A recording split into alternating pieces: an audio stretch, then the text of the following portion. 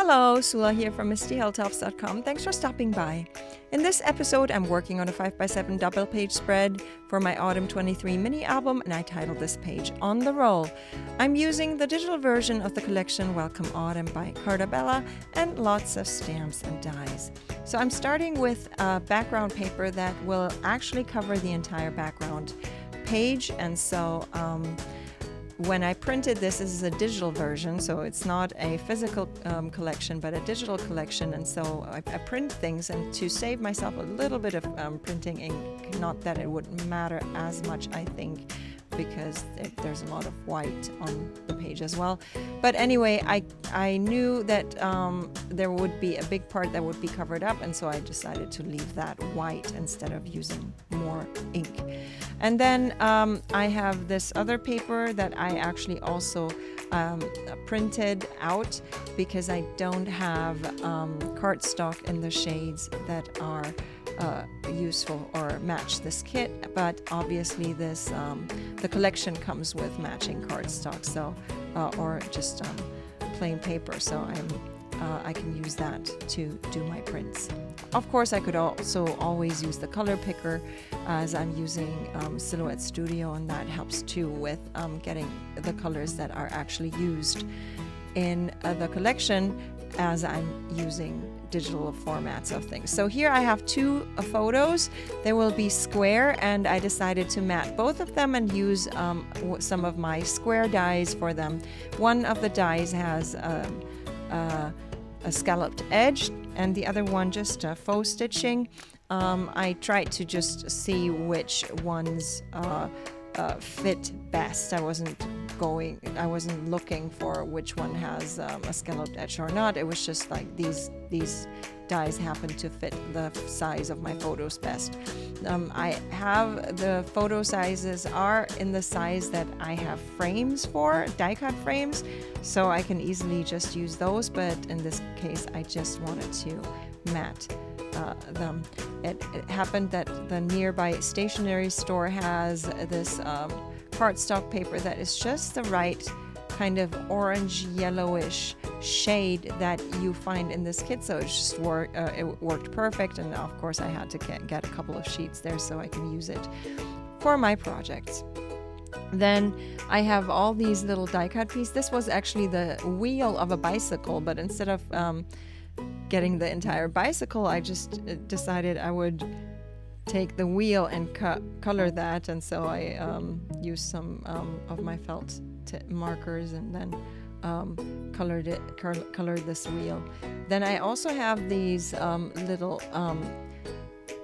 they look like stamps, and so I made sure that when I printed things out that they would have the size that would fit on the stamp, so that I can create a little image that will go with the stamp. I think it's cute. You see, this one actually has a design inside. It has like one of the geo tags, but I just took that out, and now I can use it as a beautiful little frame, a stamp, to turn it into a little stamp, and that looks cute.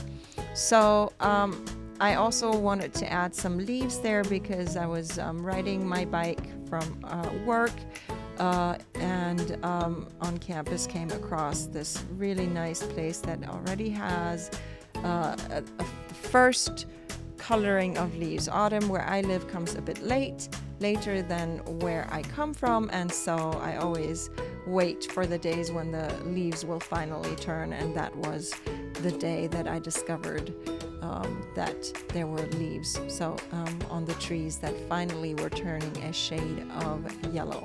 So here I wanted to also, because I took a picture that included my bike, and so I decided I wanted to have the bicycle right in the picture as well, and then use some of my bicycle dies as embellishments on this page. In the end, I realized there's a lot going on, and it might have been a little overload, but I had already done all the work of coloring things and stuff, so I didn't want to just leave it out, so I decided to still pack it onto the page. Then I have this other side there of the page that will be blank for the most part, except this little cluster in the bottom right, where I will have some flowers that I actually I am getting into like inking things and stuff, so I inked up the edges to just get that distressed look to my flowers. And then for once I am remembering that before I actually glue down the actual flower,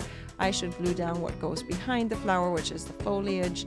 And so that's what I'm doing here, and keeping in mind the order there. So now all that needs to be done really is just the clustering there, and seeing where I should place the leaves before I actually glue down the flowers. After that, all I have left is to add my word strips, which I usually do add to my pages there, and then that would be my page done. So here I'm still trying to see what will create a nice little cluster there.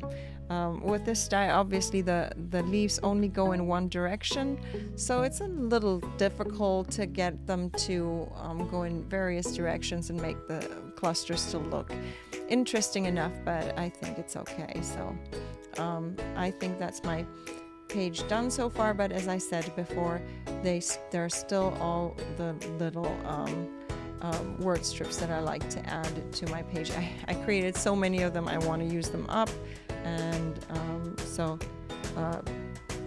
I try to fit as many without overloading my pages, try to fit as many on my pages as I can. And so here I'm trying to again do something like a visual triangle with these word strips. In my latest pages it doesn't always work that well. This one is actually a longer saying that says good things will come my way, so instead of using 3 different kinds of word strips, I just decided to cut this one apart, and I thought that was a good and fitting one because it's like I'm on my way to something, so good things will come my way.